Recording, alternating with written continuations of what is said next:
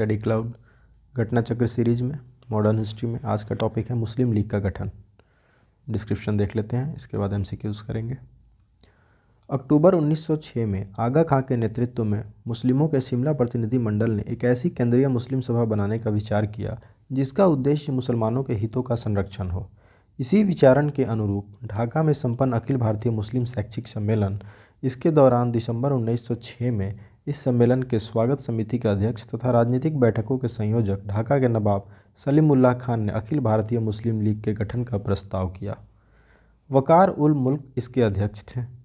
56 सदस्यीय अस्थायी समिति का चयन किया गया और मोहसिन उल मुल्क तथा वकार उल मुल्क को संयुक्त रूप से संगठन का सचिव नियुक्त किया गया।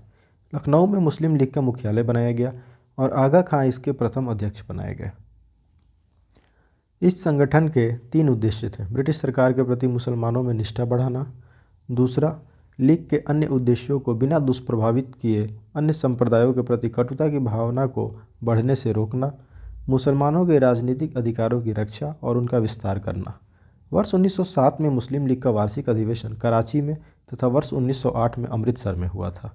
इसी अधिवेशन में मुसलमानों के लिए पृथक निर्वाचन मंडल की मांग की गई, जो इन्हें वर्ष 1909 के मार्ले मिंटो सुधार के द्वारा प्रदान कर दिया गया। वर्ष 1908 में लंदन में इसकी एक शाखा सैयद अमीर अली ने स्थापित की थी। एमसीक्यूज देखते हैं। निम्नलिखित में से किसने ऑल इंडिया मुस्लिम लीग की स्थापना की थी? नवाब सलीमुल्लाह खान ने।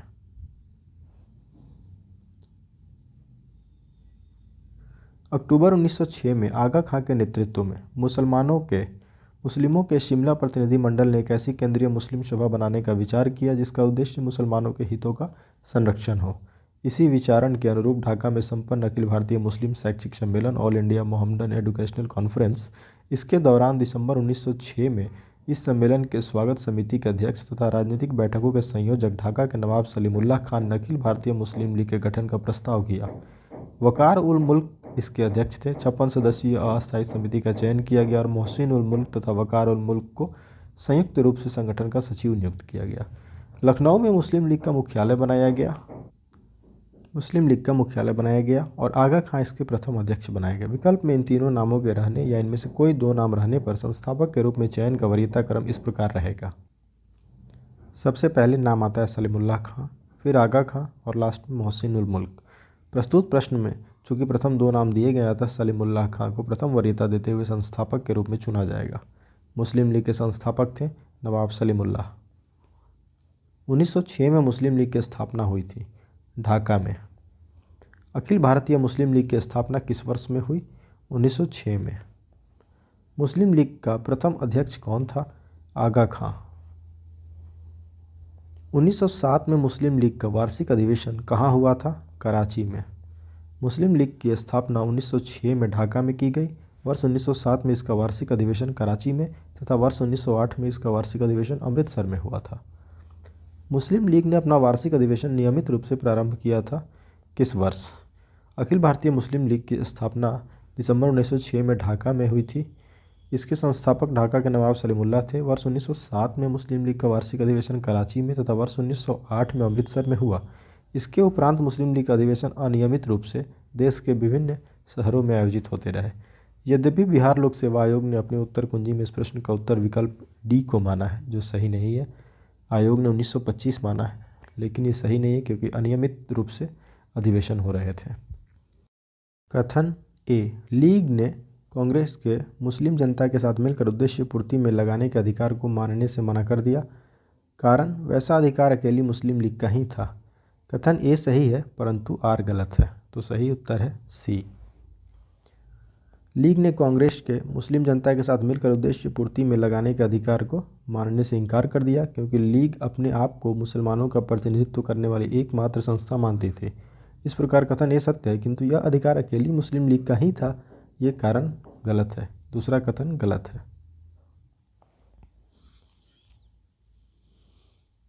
नेक्स्ट क्वेश्चन है, भारतीय स्वाधीनता संघर्ष के संदर्भ में निम्न में से कौन सा कथन सही नहीं है? हकीम अजमल खां राष्ट्रवादी तथा चरमपंथी अहरार आंदोलन शुरू करने वाले नेताओं में से थे। भारतीय राष्ट्रीय कांग्रेस के संगठन के समय सर सैयद अहमद खान ने इसका विरोध किया। 1906 में गठित अखिल भारतीय मुस्लिम लीग ने बंगाल के विभाजन और अलग निर्वाचक समूह बनाए जाने का प्रबल विरोध किया। मौलाना बरकतुल्ला और मौलाना अब्दुल्ला सिंधी काबुल में भारत की अंतःकालीन सरकार का गठन करने वालों में से एक थे। तो इसमें से सी जो है वो गलत है। 1906 में गठित अखिल भारतीय मुस्लिम लीग ने बंगाल के विभाजन और अलग निर्वाचक समूह बनाए जाने का प्रबल विरोध किया। ये कथन गलत है, विरोध नहीं किया था। लॉर्ड कर्जन की प्रेरणा से ढाका के नवाब सलीमुल्लाह ने बंगाल विभाजन समर्थक आंदोलन का नेतृत्व किया। इन गतिविधियों की पृष्ठभूमि में 30 दिसंबर 1906 को ढाका में एक बैठक का आयोजन किया गया, जिसमें अखिल भारतीय मुस्लिम लीग नामक एक राजनीतिक संगठन की स्थापना करने का निर्णय लिया गया। इस संगठन के 3 उद्देश्य थे। पहला था ब्रिटिश सरकार के प्रति मुसलमानों में निष्ठा बढ़ाना, दूसरा था लीग के अन्य उद्देश्यों को बिना दुष्प्रभावित किए अन्य संप्रदायों के प्रति कटुता की भावना को बढ़ने से रोकना, और तीसरा था मुसलमानों के राजनीतिक अधिकारों की रक्षा और उनका विस्तार करना। 1906 में मिंटो से शिमला में मिले मुसलमानों के शिष्टमंडल ने प्रार्थना की। किस बात के लिए? मुसलमानों के लिए पृथक निर्वाचक वर्ग बनाने के लिए। 1 अक्टूबर 1906 को आगा खां के नेतृत्व में मुसलमानों का एक शिष्टमंडल तत्कालीन वायसराय लॉर्ड मिंटो से शिमला में मिला। शिष्टमंडल ने प्रांतीय, केंद्रीय एवं स्थानीय निकायों में निर्वाचन हेतु मुसलमानों के लिए विशिष्ट स्थिति की मांग की। इस मांग के जवाब में मिंटो ने मुसलमानों को आश्वासन देते हुए कहा कि उनकी राजनीतिक अधिकारों और हितों की भारत में रक्षा की जाएगी। सन 1908 में अखिल भारतीय मुस्लिम लीग की एक लंदन शाखा स्थापित हुई। किसकी अध्यक्षता में? आगा खां या अमीर अली या लियाकत अली या एम ए जिन्ना? अमीर अली की अध्यक्षता में। मुस्लिम लीग का मुख्यालय लखनऊ में था। अन्य कई स्थानों पर भी इनकी शाखाएं स्थापित की गईं। वर्ष 1908 में लंदन में इसकी एक शाखा सैयद अमीर अली ने स्थापित की थी। मुसलमान यदि खुश और संतुष्ट है तो भारत में ब्रिटिश शक्ति का महत्तम बचाव होगा। यह किसने कहा था? यह कथन था डब्ल्यू हंटर का। डब्ल्यू हंटर ने अपनी पुस्तक द इंडियन मुसलमान में लिखा था कि मुसलमान यदि खुश और संतुष्ट है तो भारत में ब्रिटिश शक्ति का महत्तम बचाव होगा। नेक्स्ट टॉपिक है मार्ले मिंटो सुधार। वर्ष 1905 में लॉर्ड कर्जन के स्थान पर लॉर्ड मिंटो को भारत का वायसराय नियुक्त किया गया तथा जॉन मार्ले को भारत सचिव। इनके द्वारा किए गए सुधारों को मार्ले मिंटो सुधारों के नाम से जाना जाता है। ब्रिटिश संसद द्वारा पारित संवैधानिक सुधार, जिन्हें औपचारिक रूप से भारतीय परिषद अधिनियम 1909 कहा गया, सामान्यतया मार्ले मिंटो सुधारों के नाम से प्रसिद्ध है। भारतीय परिषद अधिनियम 1909 या मार्ले मिंटो सुधार का सबसे बड़ा दोष सांप्रदायिक प्रतिनिधित्व प्रणाली के तहत मुसलमानों के लिए पृथक निर्वाचन मंडल की व्यवस्था करना था। इस व्यवस्था के अंतर्गत परिषदों में मुसलमान सदस्यों का निर्वाचन सामान्य निर्वाचक मंडल द्वारा नहीं अपितु केवल मुसलमानों के लिए गठित पृथक निर्वाचक मंडल द्वारा किया जाता था। वस्तुतः इसका आशय यह था कि मुसलमान संप्रदाय को भारतीय राष्ट्र से पूर्णतया पृथक वर्ग के रूप में स्वीकार किया गया। इस व्यवस्था ने भारतीय राजनीति में बहुत बड़ी समस्या उत्पन्न कर दी। सदियों से बनाई राष्ट्रीय एकता को एक ही चोट में समाप्त कर दिया। गांधी जी ने कहा था, मार्ले मिंटो सुधार जो 1909 के इंडियन काउंसिल एक्ट है, इसने हमारा सर्वनाश कर दिया। एमसीक्यूज देखते हैं। मार्ले मिंटो सुधार बिल किस वर्ष पारित हुआ था? 1909 में आया। वर्ष 1905 में लॉर्ड कर्जन के स्थान पर लॉर्ड मिंटो को भारत का वायसराय नियुक्त किया गया तथा जॉन मार्ले को भारत सचिव। इनके द्वारा किए गए सुधारों को मार्ले मिंटो सुधारों के नाम से जाना जाता है। ब्रिटिश संसद द्वारा पारित संवैधानिक सुधार, जिन्हें औपचारिक रूप से भारतीय परिषद अधिनियम 1909 कहा गया, सामान्यतया मार्ले मिंटो सुधारों के नाम से प्रसिद्ध है। 1909 के इंडियन काउंसिल एक्ट में किस बात की व्यवस्था की गई थी? सांप्रदायिक प्रतिनिधित्व की। भारतीय परिषद अधिनियम 1909 या मार्ले मिंटो सुधार का सबसे बड़ा दोष सांप्रदायिक प्रतिनिधित्व प्रणाली के तहत मुसलमानों के लिए पृथक निर्वाचन मंडल की व्यवस्था करना था। राष्ट्रीय आंदोलन की अवधि में जिस घटना में मतभेद के बीज थे और वह जिसने अंततः देश का विभाजन कराया, वह कौन सी घटना थी? विधानसभाओं में मुसलमानों के लिए पृथक निर्वाचन क्षेत्रों और स्थानों का आरक्षण। वर्ष 1909 के मार्ले मिंटो सुधारों का सबसे बुरा पक्ष था मुसलमानों को पृथक अथवा सांप्रदायिक निर्वाचन पद्धति की सुविधा प्रदान करना। इस सुविधा ने कालांतर में भारत के सार्वजनिक सांप्रदायिक जीवन को विषाक्त कर दिया और अंततः देश के विभाजन के बीजारोपण का काम किया। इसके विषय में जवाहरलाल नेहरू ने कहा था, इससे उनके चारों ओर एक राजनीतिक प्रतिरोध बन गए, जिन्होंने उन्हें शेष भारत से अलग कर दिया, और इसने शताब्दियों से आरंभ हुए एकता तथा मिलन की ओर किए गए सभी प्रयत्नों को पलट दिया। नेक्स्ट टॉपिक है दिल्ली दरबार और राजधानी परिवर्तन। ब्रिटिश काल में दिल्ली के पहले भारत की राजधानी कहाँ थी? दिल्ली के पहले भारत की राजधानी कलकत्ता थी। ब्रिटिश काल में दिल्ली से पहले भारत की राजधानी कलकत्ता थी। ब्रिटेन के राजा जॉर्ज पंचम के भारत आगमन, जो कि 12 दिसंबर 1911 को हुई, उस समय बंगाल विभाजन रद्द करके भारत की राजधानी कलकत्ता से दिल्ली स्थानांतरित करने की घोषणा की गई। लॉर्ड हार्डिंग द्वितीय के कार्यकाल में यह कलकत्ता से दिल्ली स्थानांतरित हुई। वर्ष 1912 में दिल्ली राजधानी बनाई गई। 1912 ईस्वी में जब राजधानी कलकत्ता से दिल्ली लाई गई, उस समय भारत का वायसराय कौन था? Lord Hardinge. दिल्ली भारत की राजधानी बनी कब? 1911 में।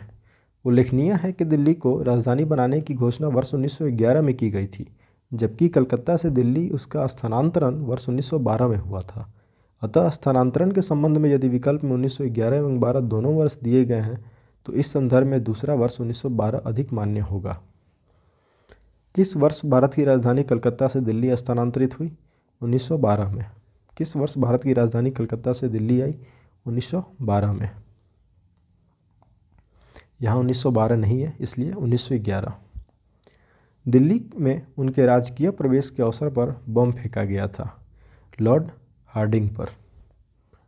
लॉर्ड हार्डिंग इस विभ्रम के प्रभाव व संतुष्टिकरण विषयक कार्य कर रहा था कि इनके द्वारा क्रांतिकारी आंदोलन को सफलतापूर्वक दबाया जा सकता है, परंतु शीघ्र ही उस समय उसका मोह भंग हो गया। जब 23 दिसंबर 1912 को दिल्ली में राजधानी स्थानांतरण के औपचारिक समारोह के अवसर पर वह जुलूस के रूप में दिल्ली में प्रवेश कर रहा था कि उस पर चांदनी चौक में बम फेंका गया। क्रांतिकारी जो हार्डिंग बम कांड में शामिल नहीं था, भगवती चरण वोहरा नहीं थे, बाकी मास्टर अमीरचंद, भाई बाल मुकुंद और अवध बिहारी शामिल थे। हार्डिंग बम कांड दिल्ली षड्यंत्र केस के रूप में प्रसिद्ध है। इसमें 13 व्यक्तियों को अभियुक्त बनाया गया था, जिसमें मास्टर अमीरचंद, दीनानाथ, भाई बाल मुकुंद, बलराज भैला, बसंत कुमार, अवध बिहारी को गिरफ्तार किया गया था। इसमें 4 लोगों को फांसी तथा 2 को 7 वर्षों के कारावास की सजा हुई। दीनानाथ सरकारी गवाह बन गया। भगवती चरण वोहरा इसमें नहीं थे। इसमें मुख्य भूमिका निभाने वाले रास बिहारी बोस जापान भाग गए थे तथा मुकदमे से बच गए थे। ब्रिटिश शासन के दौरान बिहार को एक अलग प्रांत का दर्जा किस वर्ष प्राप्त हुआ? 1912 में। दिसंबर 1911 में ब्रिटिश सम्राट जॉर्ज पंचम और महारानी मैरी के भारत आगमन पर उनके स्वागत हेतु दिल्ली में एक दरबार का आयोजन किया गया। दिल्ली दरबार में ही सम्राट ने बंगाल विभाजन को रद्द घोषित किया, साथ ही बिहार और उड़ीसा को बंगाल से अलग कर दिया। यह विभाजन वर्ष 1912 से लागू हुआ। 1 अप्रैल 1936 को उड़ीसा बिहार से अलग कर दिया गया। नेक्स्ट टॉपिक है कांग्रेस का लखनऊ अधिवेशन। ये नेक्स्ट वीडियो में हम लोग देखेंगे। Thanks for watching, keep supporting study cloud.